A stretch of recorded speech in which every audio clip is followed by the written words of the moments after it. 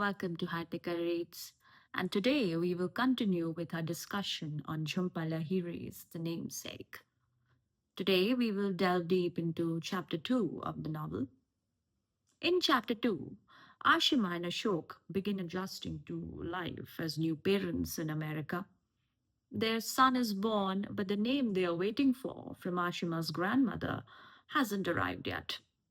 Pressured by hospital procedures, Ashok names the baby Gogol, inspired by the Russian author, as you know, whose book once saved his life.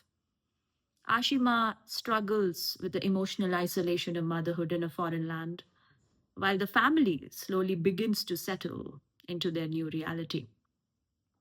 So, chapter 2 begins with a hospital scene wherein we see Ashok gazing at his child. And I'll read through the novel for you. When he looks back to the child, the eyes are open, staring up at him, unblinking, as dark as the hair on its head. The face is transformed. Ashok has never seen a more perfect thing. He imagines himself as a dark, grained, blurry presence, as a father to his son. Again, he thinks of the night he was nearly killed, the memory of those hours that have forever marked him, flickering and fading in his mind. Being rescued from that shattered train had been the first miracle of his life. But here, now, reposing in his arms, weighing next to nothing but changing everything, is the second. This moment captures Ashok's emotional transformation as he holds his newborn son for the first time. The baby's gaze evokes a profound sense of wonder and connection, making Ashok reflect on his past, particularly the train accident. He sees his son's birth as a second miracle, the first being his own survival. And the contrast between the child's purity and Ashok's dark, grainy, blurry presence symbolizes the weight of memory and trauma he carries. But at the same time, it also highlights the hope and renewal that fatherhood brings to him. Now, the newborn child needs a name. But the letter from Ashima's grandmother, which was supposed to contain his formal name, it still hasn't arrived from Calcutta. In the meantime, the hospital requires name for the birth certificate, and Ashok decides to name the baby Gogol. Now, Gogol is a pet name, and the quote, which we are going to discuss, explicates on importance of pet names in Indian culture particularly. Besides, there are always pet names to tide one over. A practice of Bengali nomenclature grants to every single person two names. In Bengali, the word for pet name is Daknam, meaning literally the name by which one is called by friends, family, and other intimates at home and in other private, unguarded moments. Pet names are a persistent remnant of childhood, a reminder that life is not always so serious, so formal, so complicated. They are a reminder, too, that one is not all things to all people. They all have pet names. Ashima's pet name is Monu, Ashok's is Mithu, and even as adults, these are the names by which they are known in their respective families, the names by which they are adored and scolded and missed and loved. Now, this passage introduces Bengali tradition of dual naming. That is the dark naam, that is pet name, and the bhalo naam, that is the good or the formal name. The dark naam represents intimacy, informality, familial love, used in private and emotional spaces. It contrasts with the bhalo naam or the formal name, which is used in public and formal settings. Now, Lahiri uses this cultural detail to highlight a central theme of the novel, that is the complexity of identity. For Gogol, whose pet name becomes his official name later in the novel, this tradition becomes a source of confusion and conflict. The quote also emphasizes that names carry emotional weight, shaping how individuals are perceived and how they perceive themselves. Now, the next important part of this chapter explores how Ashima is overwhelmed with her new set of responsibilities. While Ashok goes back to his job at MIT, Ashima struggles alone with motherhood in a foreign country. Ashima is on her own with Gogol for the first time in the silent house, suffering from sleep deprivation far worse than the worst of a jet lag. Sits by the three-sided window in the living room on one of the triangular chairs and cries the whole day. She cries as she feeds him and as she pats him to sleep and as he cries between sleeping and feeding. She cries after the mailman's visit because there are no letters from Calcutta. She cries when she calls Ashok at his department and he does not answer. One day she cries when she goes to the kitchen to make dinner and discovers that they have run out of rice. She goes upstairs and knocks on Alan and Judy's door. Help yourself, Judy says, but the rice in Judy's canister is brown. To be polite, Ashima takes a cup, but downstairs she throws it away. She calls Ashok at his department to ask him to pick up the rice on his way home. This time, when there is no answer, she gets up, washes her face, and combs her hair. She changes and dresses Gogol and puts him into the navy blue white wheeled pram inherited from Alan and Judy. For the first time, she pushes him through the balmy streets of Cambridge to Purity Supreme to buy a bag of white long grain rice. The errand takes longer than usual, for now she is repeatedly stopped on the street and in the aisles of the supermarket by perfect strangers, all Americans suddenly taking notice of her, smiling, congratulating her for what she has done.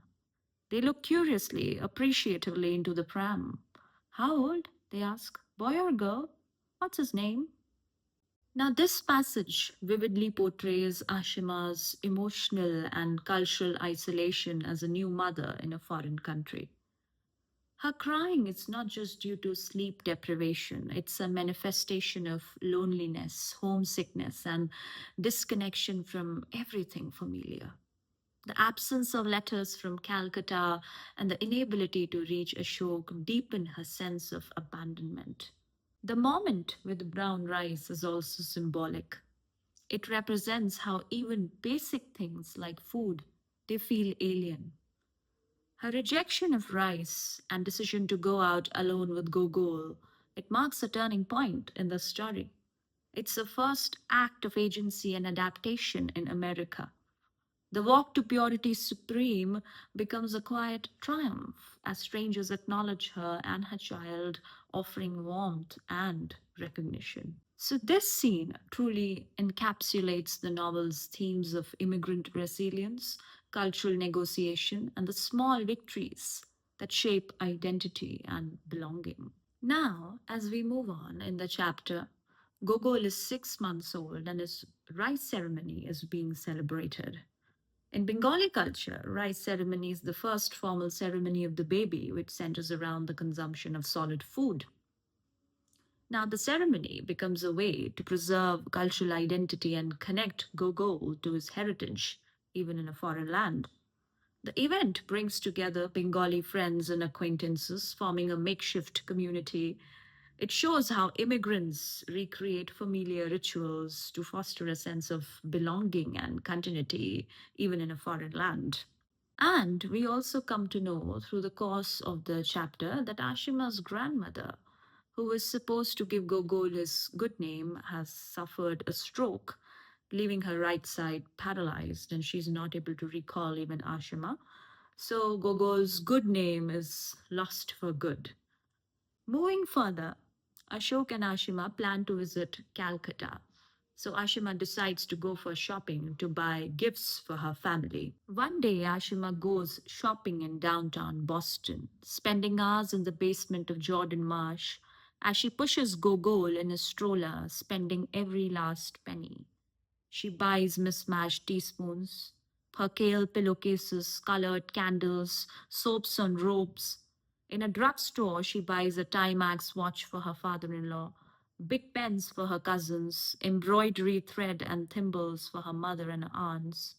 On the train home, she's exhilarated, exhausted, nervous with anticipation of the trip. The train is crowded, and at first she stands, struggling to hang on to all the bags and the stroller and the overhead strap until a young girl asks if she would like to sit down. Ashima thanks her, sinking gratefully into the seat, pushing the bags protectively behind her legs. She is tempted to sleep as Gogol does. She leans her head against the window and closes her eyes and thinks of home. She pictures the black iron bars in the windows of her parents' flat and Gogol in his American baby clothes and diapers playing beneath the ceiling fan on her parents' four-poster bed. She pictures her father missing a tooth, lost after a recent fall her mother has written on the stairs. She tries to imagine how it will feel when her grandmother doesn't recognize her. When she opens her eyes, she sees that the train is standing still. The doors open at a stop. She leaps up, her heart racing. Excuse me, please, she says, pushing the stroller and herself through the tightly packed bodies. Ma'am, someone says as she struggles past, about to step onto the platform. Your things. The doors of the subway clamp shut as she realizes her mistake, and the train rolls slowly away. She stands there watching until the rear car disappears into the tunnel, until she and Gogol are the only people remaining on the platform. She pushes the stroller back down Massachusetts Avenue, weeping freely, knowing that she can't possibly afford to go back and buy it all again. For the rest of the afternoon, she is furious with herself, humiliated at the prospect of arriving in Calcutta empty handed, apart from the sweaters and the paint brushes. But when Ashok comes home, he calls the MBT a lost and found. The following day, the bags are returned, not a teaspoon missing.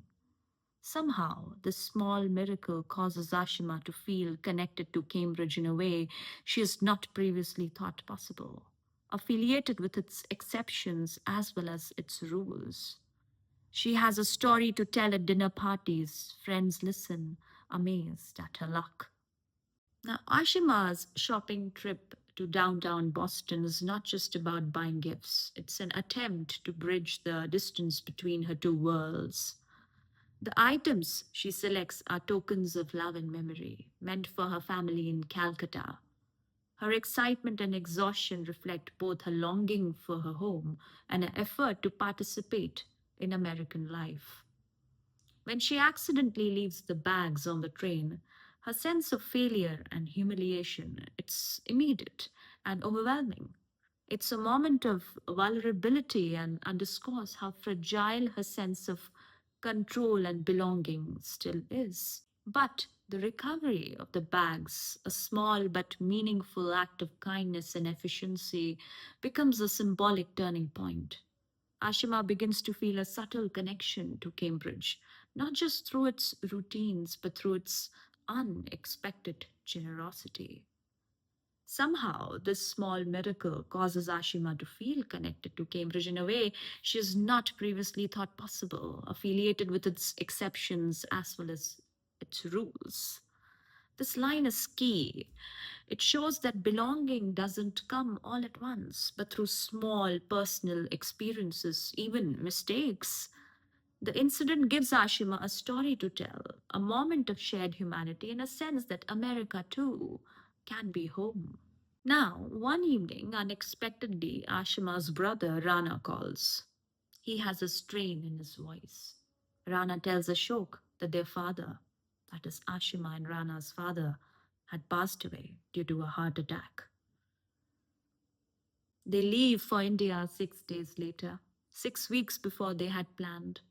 Alan and Judy waking the next morning to Ashima's sobs, then hearing the news from Ashok, leave a vase filled with flowers by the door. In those 6 days, there's no time to think of a good name for Gogol. They get an express passport with Gogol Ganguly typed across the United States of America seal, Ashok signing on his son's behalf. The day before leaving, Ashima puts Gogol in his stroller, puts the sweater she had knit for her father and the paint brushes in a shopping bag, and walks to Harvard Square to the subway station. Excuse me, she asks a gentleman on the street. I must get on the train. The man helps her carry down the stroller, and Ashima waits on the platform. When the train comes, she heads immediately back to Central Square. This time she is wide awake. There are only a half dozen people in the car, their faces hidden behind the globe, or looking down at paperback books, or staring straight through her at nothing. As the train slows to a halt, she stands, ready to disembark. She does not turn back to look at the shopping bag left purposely beneath her seat. Hey, the Indian lady forgot her stuff. She hears as the doors shut, and as the train pulls away, she hears at first pounding on glass, but she keeps walking, pushing Gogol along the platform. Ashima's decision to leave the shopping bag behind on the subway is no longer just a symbolic act of letting go. It becomes a quiet, personal ritual of grief. The items in the bag were meant for her family in Calcutta, including a sweater she had lovingly knit for her father.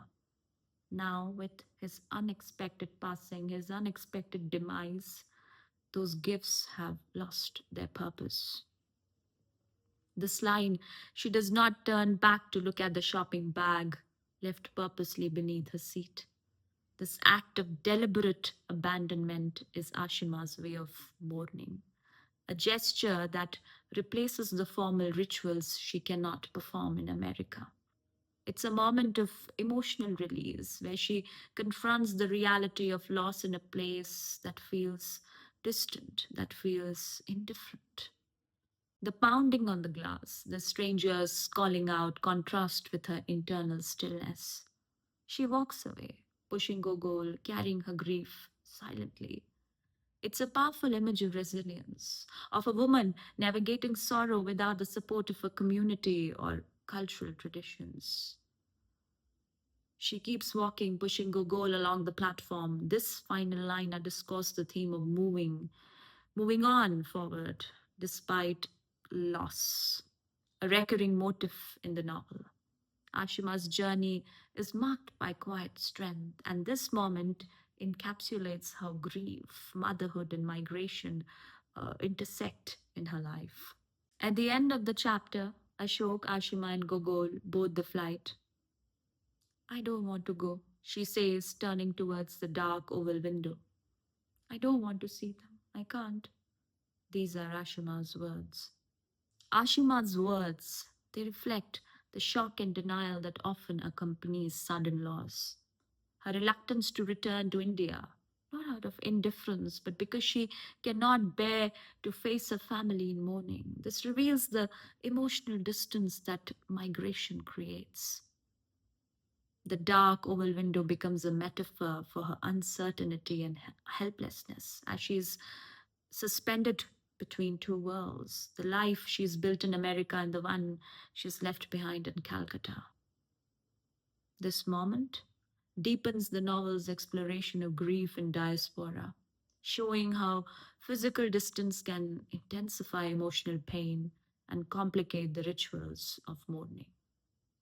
So that's it for today. Follow for more content. Until then, bye bye.